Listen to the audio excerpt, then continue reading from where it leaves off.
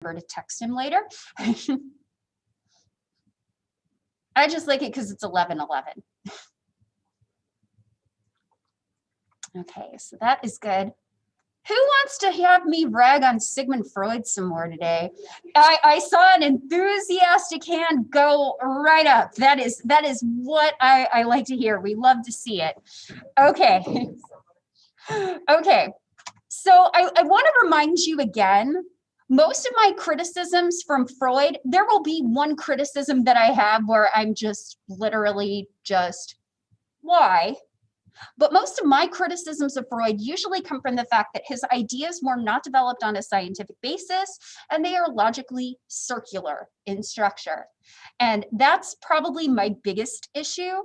But here's the thing, we can rag on Freud, but truth be told, a lot of the early psychologists were like this as well. William James, who I very much respect and had a lot of good ideas, also did not necessarily always scientifically test his work.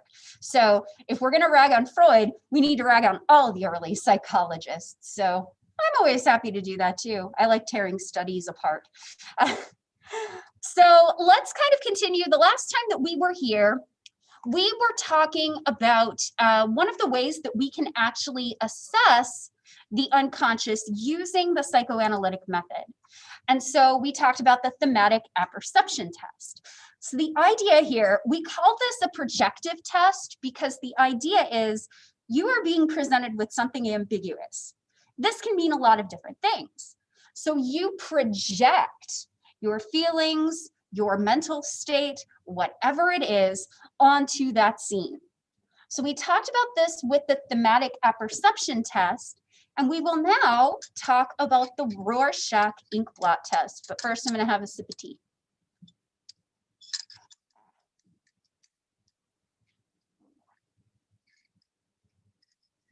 So from what I understand, what happened yesterday is that a substation that is kind of part of the electrical grid might have been damaged or bothered by the storm. And of course, I was like, I can't believe that. We've had worse storms than that. We had tornado warnings here a couple of years ago and the power didn't go out. But yeah, it was basically a substation and it took out power, not just to Nevada, but to a lot of other places as well. Yeah.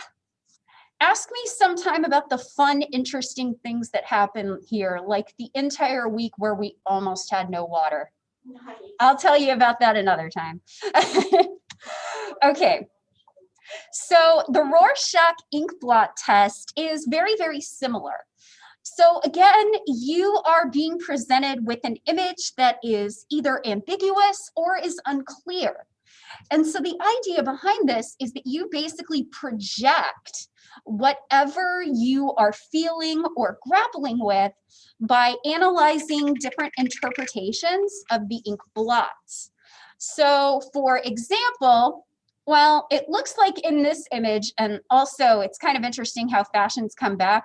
That scrunchie would be very in right now. But that girl looks like she's looking at a picture of a bat. In this instance, what I see, and of course what I see may be very, very different from what you see. This kind of looks like a big wasp landing on a flower. Does anybody see anything different? It looked like a cow with really small eyes. Oh, it took me a minute, but I got it. It's got really long ears too. There's his horns, there's his ears. Did anybody else see anything different in this image? Let me see what we got. Oh, we got something in the chat. Where? Come back. I see a dragonfly. Okay, okay. I see a murder hornet. I don't actually know that it's a murder hornet. Yeah, I think it's just a regular wasp too. Okay. Oh, what else do we have? I don't see anything, only after you explained, did I see it? Mariah saw bunny.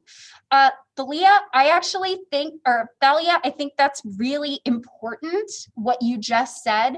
And we're going to talk about that in a minute. That's actually one of the big problems with projective tests is that once I tell you that I see something a certain way, you can't I've basically contaminated your projection of what you are seeing. And it also highlights the fact that these are so subjective. Okay, so here's another example. I am not going to tell you what I see until I am done, or until you are done telling me what you see. So I'm going to start in the chat, and then I will ask here in class. So folks, what do you see here?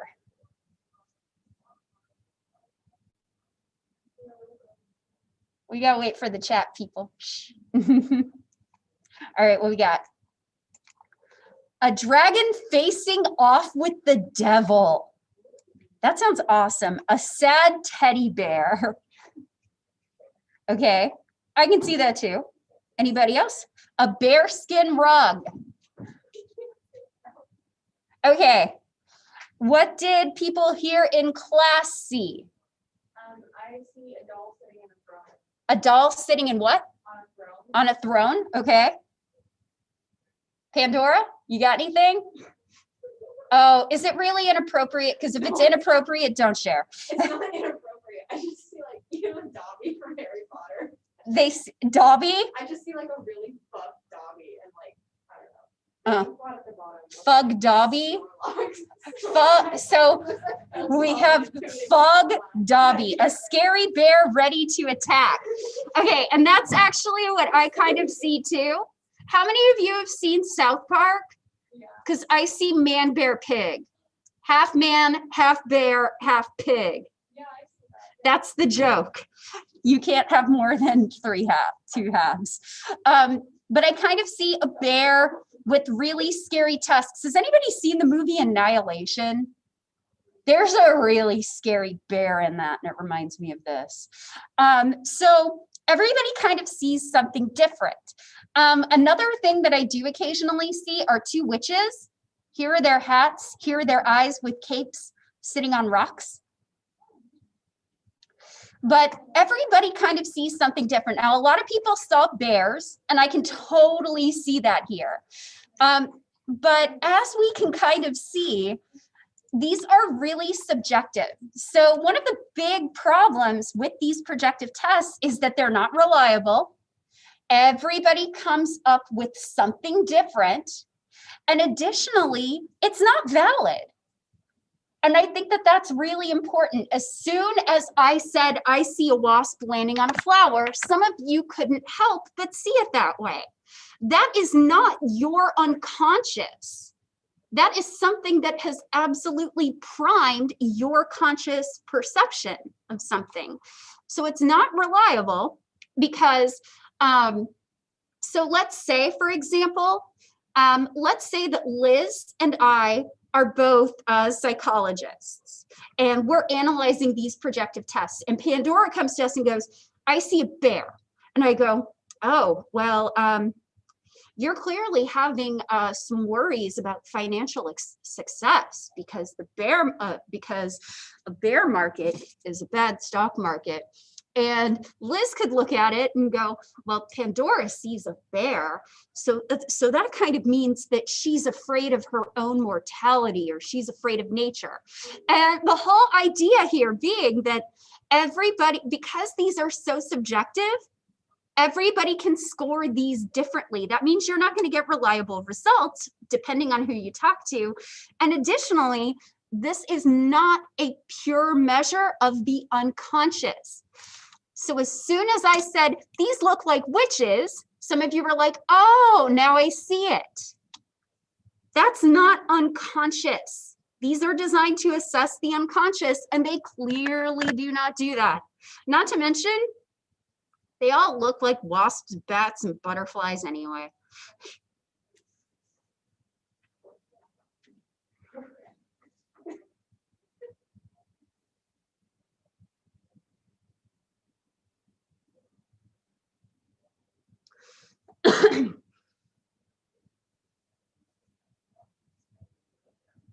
Okay, is everybody good here? Bless you. Okay. So how do we consider the psychoanalytic perspective today? So one thing that I will mention, by the way, I'm not really going to talk about all of these here. I will talk about them in your book. I kind of slacked off on recording textbook readings. I am going to finish chapters 9 and 10 at a later time, but I am going to start recording 11 so that you can jump on that a little bit quicker. And I will catch up with 9 and 10 just so I have those completed. But there are some issues with the psychoanalytic perspective that we need to talk about. And really, one of the first things that we find is that Freud really, really strongly believed that childhood and everything that happens in childhood, everything that happens to you ultimately determines your personality. And I think that that is certainly true in a lot of ways. I know that my personality and facets of my personality probably would not be the same if I hadn't experienced certain things that I did. But one of the things that we are finding more and more in research is that your personality is not 100% fixed. You do change over time, and some traits change over time. But Freud believed that it's ultimately childhood that informs personality. It's all of your experiences. There's no talk of genetics. There's no talk of culture. It's all about your experiences.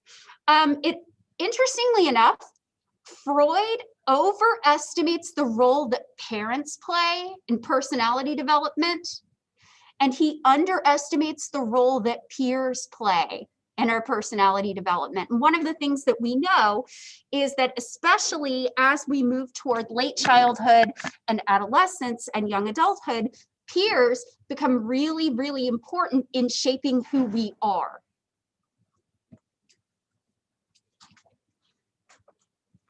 And additionally, and this is probably one of the biggest things, Freud believed that gender identity and sexuality actually developed really, really late. We are talking like adolescence when he believed that it developed.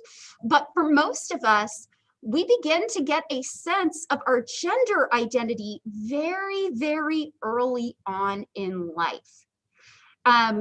People can usually figure out what gender they identify as. And again, I'm apologizing in advance. I am about to refer to a gender binary when it's obviously more complex than that. People get a pretty good idea of what it is to be male or female and those different aspects related to that very, very early on because, well, our culture does that. Dr. Gilchrist grew up in the 80s when Transformers were for boys and My Little Pony was for girls. I liked both, but especially the Care Bears because I love to hug. So now one thing that I will mention too, let me see if I mentioned it. Yes, okay.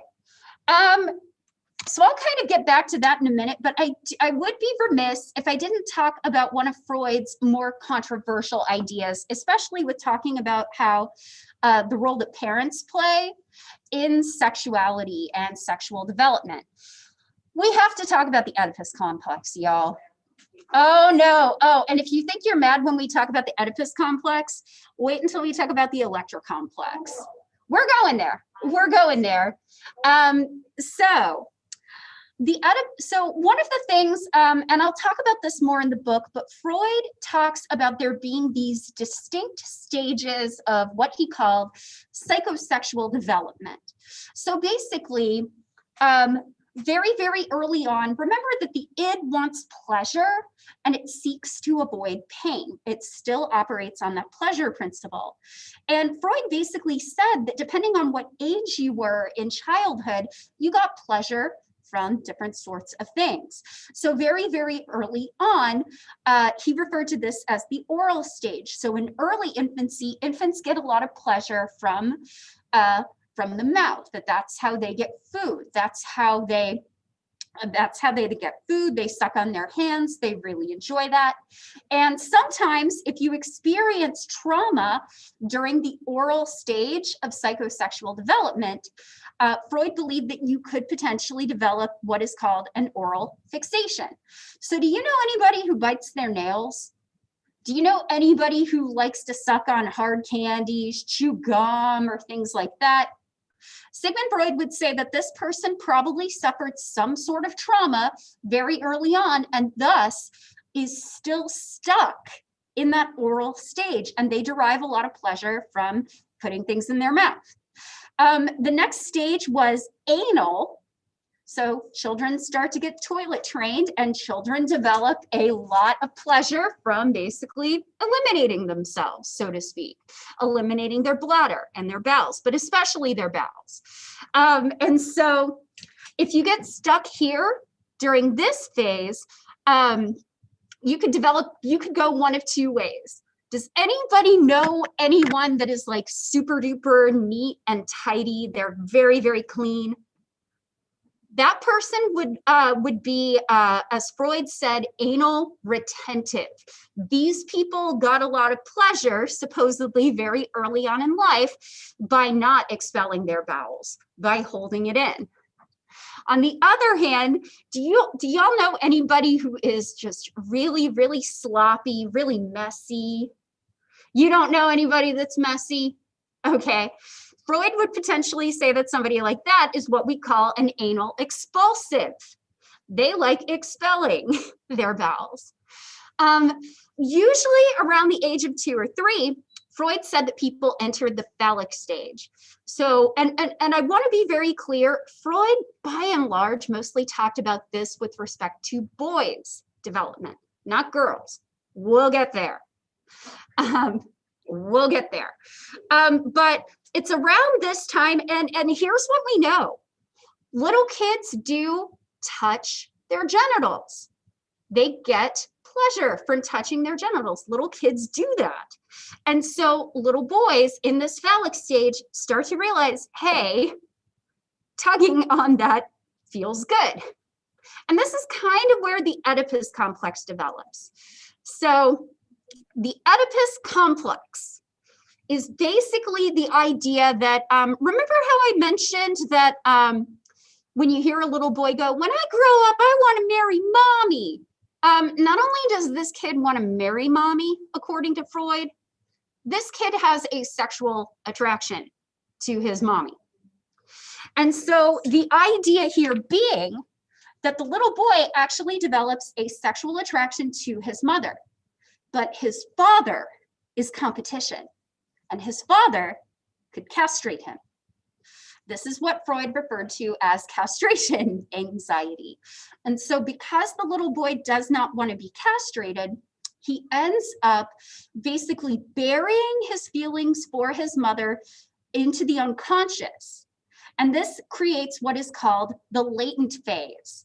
So this is the phase usually in mid to late childhood where boys and girls don't really express sexual attraction. This is around the time where we're all like, ew, boys have cooties, girls have cooties, let's not play with them.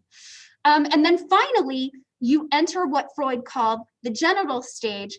You still can't have your mother, but you can find an appropriate substitute, so to speak. And you basically develop your sense of sexuality. Now let's go back to what happens for girls. So Freud doesn't really understand women, despite the fact that a lot of his patients were women, but he's a product of his time. I will say he is a product of his time. He is not the only one who had these ideas about women. But for women, for little girls, they have what is called the Electra complex. So just as little boys develop a sexual attraction to their opposite sex parent, the same is true for little girls. There's a problem though. The little girl discovers at some point that she does not have a penis. Yeah, I know. And so basically, because of this, this somehow means that she cannot compete to win her father. And Freud actually termed this penis envy. Yeah, I gotta tell you, I don't envy that. I'm sorry, I don't. I'm all good. But the idea basically being that because a girl does not have a penis, she cannot compete. And as a result, She buries her sexual feelings toward her opposite sex parent. We get that latent phase, and then she finds an acceptable substitute. She also learns to be more like her mother, and she chooses to identify with her mother and act like her mother so that she can find somebody who is a suitable replacement. And boys will also identify with their fathers during that latent stage as well. So Freud believed that this gender identity and this sexuality forms relatively late in adolescence, but the truth of the matter is, as I said, gender identity is formed pretty fast. There are other explanations out there for dreams and for Freudian slips that have nothing to do with the unconscious. As we've kind of talked about with dreams, your brain wants to fire in random patterns and will fire in random patterns while you sleep. Your brain's going to try to make a story out of all of that randomness, which is why they have such bizarre content. Freudian slips often happen because when we are trying to say what we plan to say, we often have a tendency to grab words that sound like the words that we meant to use, and interference happens. There's a very easy cognitive explanation for Freudian slips. So when I accidentally called my boyfriend by the name of my doctoral advisor that one time, it was not because I had an attraction to my advisor. It was because I had just talked to him earlier in the day. Now, and then finally, Freud believed that a lot of the different disorders and bodily problems that people reported were due to sexual hangups and sexual dysfunction. Not everything is about sex. Not everything is about sex.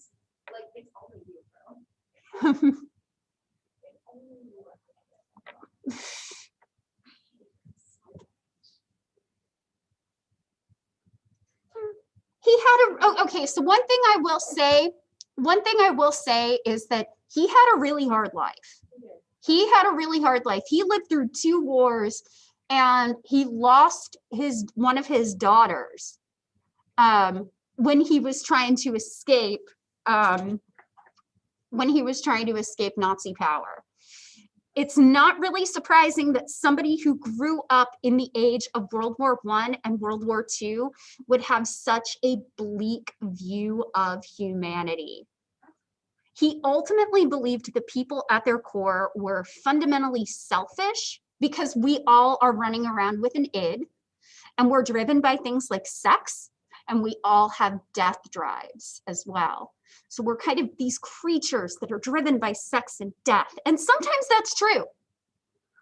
I think that some of the more bizarre behavior that we've seen during this pandemic is because people are frustrated and they have these drives and they're operating on something like an id. But the idea that at their core that people are fundamentally bad, I don't think that's something that I can jive with. But he is a product of his time. And it's not surprising that somebody who grew up in a very bleak time in history would have a very, very bleak view of people. It's not that surprising. So ultimately, one of the things that we have to talk about scientifically, so we're talking about a science perspective. I don't hate Sigmund Freud. Like, so there are some people in class, like, I hate him. I'm like, I don't hate Sigmund Freud. I think of him more as a philosopher than I think of him as a psychologist. And here's why. Because ultimately, the entire psychodynamic theory rests itself on the idea that traumatic and painful experiences are repressed and buried into your unconscious. That generally does not happen for most people. And I have so much data that backs this up. Most traumatic events are not going to be repressed. They are going to be remembered. Stress and stress hormones can enhance your memory for events. And for those of you that are thinking about taking biopsych next semester, we are going to talk in depth about how stress often will enhance memory for painful events. somebody who has post-traumatic stress disorder would probably love repression to be true. So this whole theory fundamentally rests on something that is not scientifically true, and it's circular in its logic. So if I went up to somebody who's very Freudian, I'd go, well, I don't really have a lot of traumatic experiences, so repression can't possibly be true. And that person would say, well, of course you don't remember any painful or traumatic experiences. You've already repressed them. That is circular logic. It's begging the question, and it's not logically valid. That's bad science.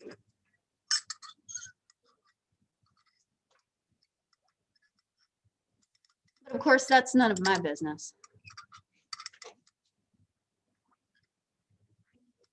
And then I sip tea. It's the Kermit the Frog meme.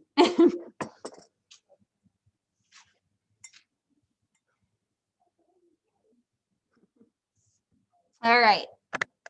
So before we move on from talking about Freud, we have to talk about the group that basically were Freud's biggest devotees, but broke with him in certain ways. Oh, wait, we're not done yet. Sorry. So just in case, this is really hard to scientifically test. Most of these concepts do have a very after the fact, post hoc explanation.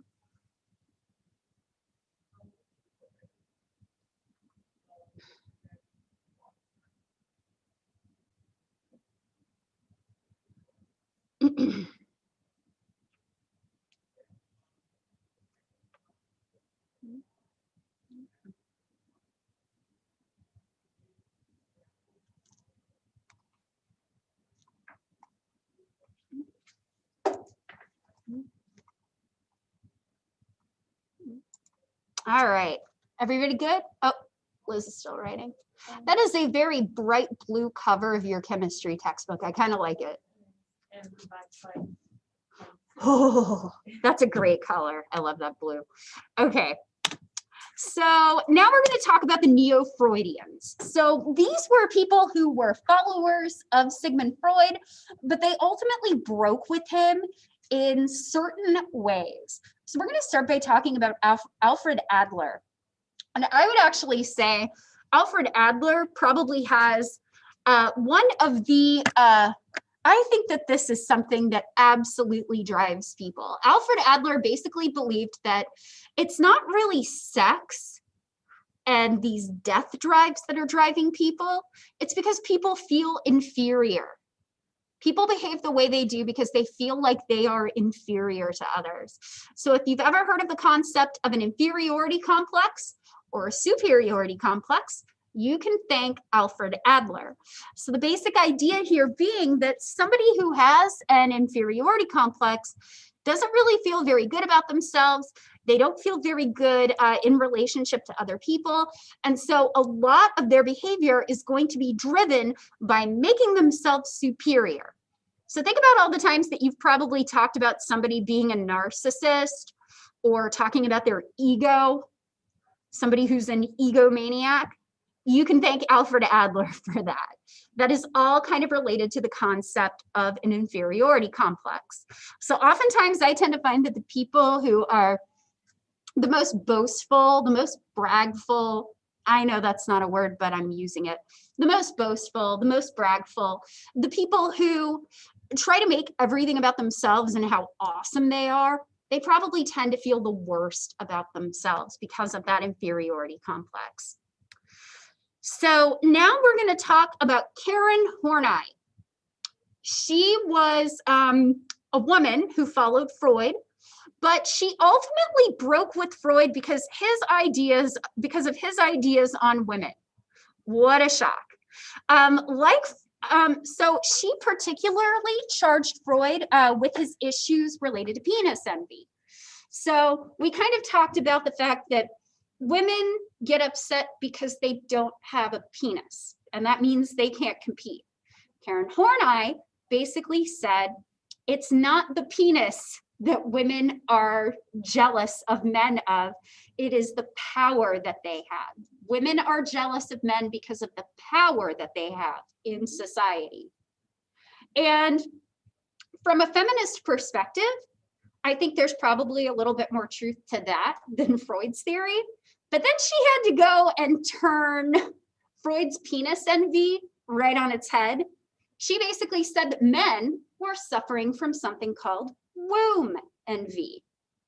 So obviously, this is a little bit more complex, but people who are assigned male at birth, so people who are assigned male at birth, they can't have children. They don't have the equipment to have children, at least not biologically.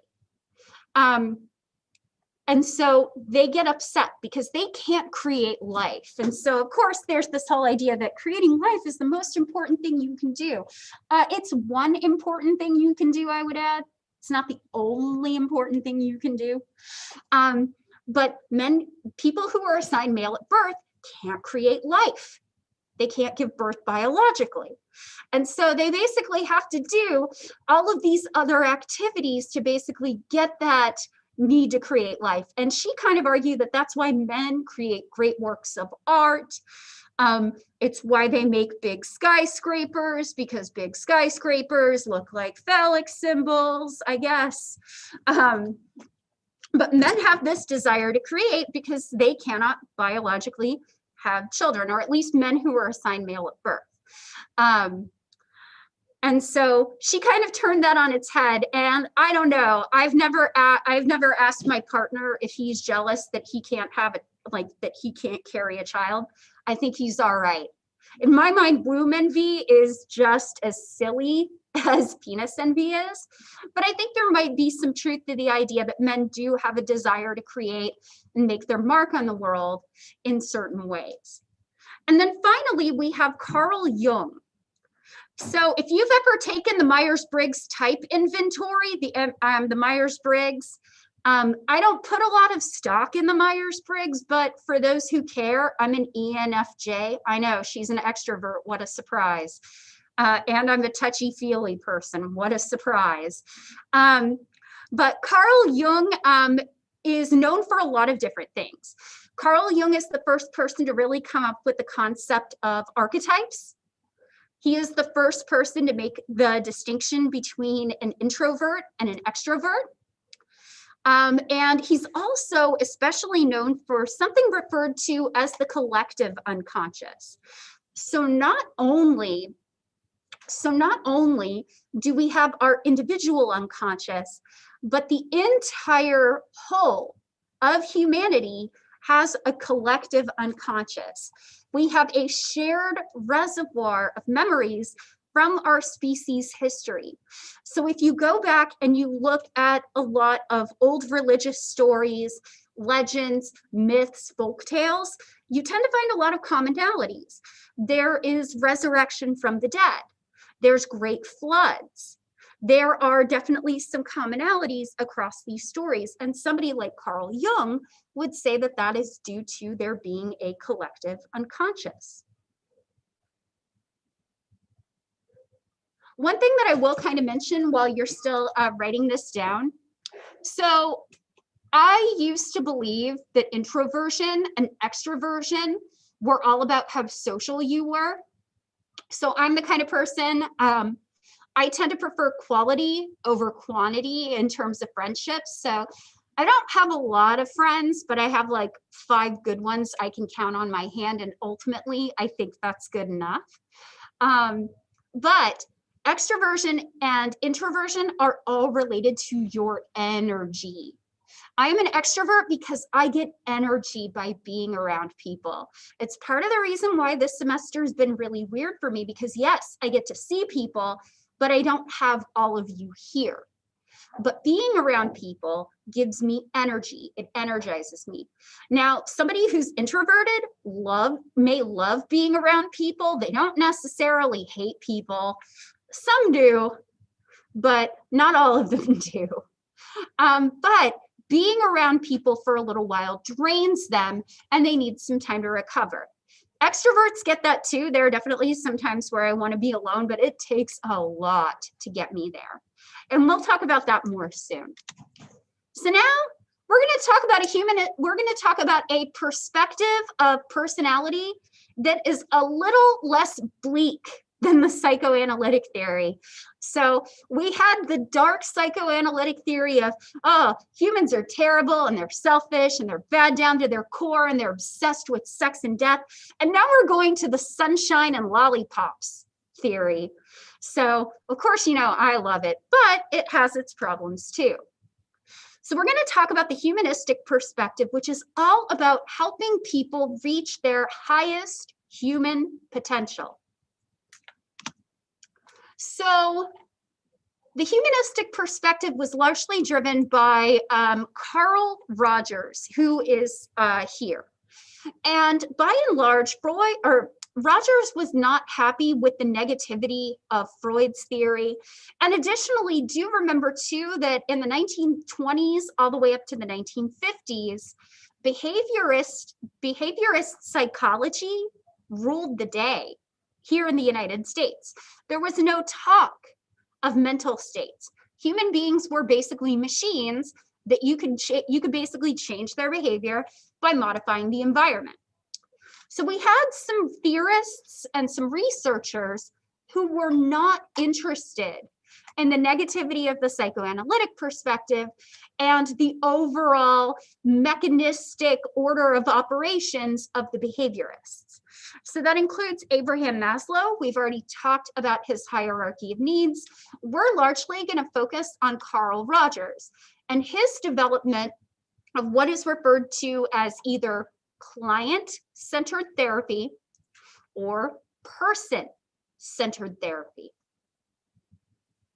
So if you've ever been in a situation where you've been to a therapist and you tell them about something that you're feeling, one of the things that you might notice that the therapist does is they'll go, you say that you're bothered by this. That must be really hard for you. So oftentimes what you'll kind of see is that the therapist will try to mirror back what you just said. And they do that to help validate how you feel and to also kind of understand where you are. That kind of mirroring exists because of the work of Carl Rogers and his client-centered therapy. So first, we are going to talk about Maslow's hierarchy of needs. So Maslow believed that people could reach their highest human potential if they had these lower level needs met. We are motivated by these needs, and if we can get these needs met, we are capable of becoming a self-actualizing person. We can fulfill our unique human potential. And so Maslow said it was really important that we work together and we work as a society to help meet these lower level needs so that more and more people could meet their potential.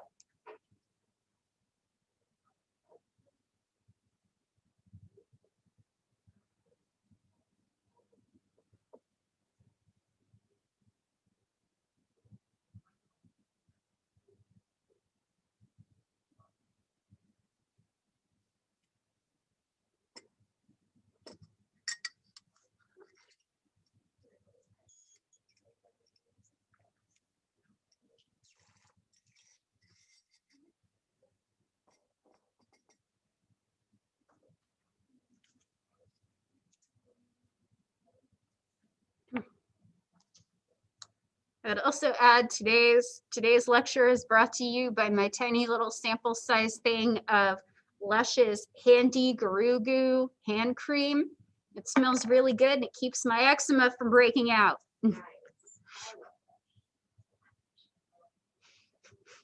I bought a bunch of soap there recently.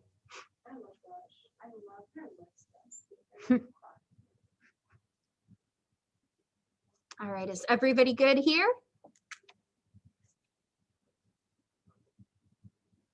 Lightness, do you need a little more time? Okay. All right, so let's talk a little bit about Carl Rogers. So he wrote a book called On Becoming a Person. So that's kind of why I brought this up as becoming a person. So the idea is that we all he believed that we all have within us a need for what he called unconditional positive regard. We need somebody out there. We all have this need to be seen and accepted and loved for who we are. We need to be accepted for who we are. So that's where the positive regard comes from. We need to be liked. We want to be loved. We want to be accepted without conditions. And so Rogers believed that the reason that a lot of people suffer, the reason that a lot of people have problems or they don't feel good about themselves or they have difficulties in life are because this need for unconditional positive regard has not fundamentally been met. And so how do we kind of fix that? So Rogers believed that the way that we do this is by nurturing growth in ourselves and in other people. And we do this in a few different ways. We are genuine. We don't lie to people. We are honest. We do our best to be genuine and not manipulate people. We need to accept others, and we need to feel like we're accepted too. We need to accept ourselves. And additionally, we need to be empathic or empathetic. We need to be able to kind of put ourselves in other people's shoes, feel what they're feeling, try to understand what they are going through. And by doing this, we not only nurture this growth in other people, we also help develop this growth in ourselves. And this is how we can get people to their highest potential. Now, has anybody here seen Mr. Rogers? So I actually, like many kids, I grew up with Mr. Rogers. And one of the things my dad loves to tell both me and my sister is that when we watched Mr. Rogers, we would just watch his face on the TV because it seemed like he was talking only to us. And one of the things that you notice if you ever go back is how much Mr. Rogers would say things like, "I like you." And this is the one that gets me. At the end of every show, he would say, "You make each day a special one for me by just your being you." That is unconditional positive regard. That is what that looks like. Like Mr. Rogers is a perfect example of what unconditional positive regard looks like and how we do that with others. So some of the other things that Rogers also developed were the notion of something called a self-concept. So I know that in one of Dr. Tietz's classes, I believe it's motivation and emotion, she actually asks people to describe their ideal self, the kind of person that they want to be. And they also talk about their feared self, the person that they're afraid to become. And somewhere in the middle of your ideal self and your feared self, you actually find your actual self. And Rogers believed that most of us, when we're trying to assess what we think about ourselves, we often are trying to match up, whether we're trying to see how much our ideal self, the person that we want to be, actually fits with our actual self, the person that we actually are. And if these are pretty similar to each other, you have what Rogers referred to as a positive self-concept. If your ideal self is that you want to be a kind, compassionate person, or if you want to be an activist and you want to speak out on behalf of those who can't, and you do those things and you feel like your actual self actually meets up with those things, you're going to have a pretty good view of yourself. If your ideal self and your actual self do not match up, if you can see the areas where you are really falling short, it's possible that your self-concept may be negative. So if you want to be an activist, but you don't necessarily feel like you do a lot to make that activism happen, it either means one of two things. It either means that potentially your activism is ultimately performative, or it means that you probably don't feel good about yourself because you want to change the world and you don't know how. I hope it's more the latter than the former, if that's the case. But he's one of the first people to really bring up this notion of the self-concept. So we'll talk about this more. You can kind of see that one of the big problems is that Freud's theory basically says that people are selfish and bad. The humanistic perspective basically says that all people are fundamentally good.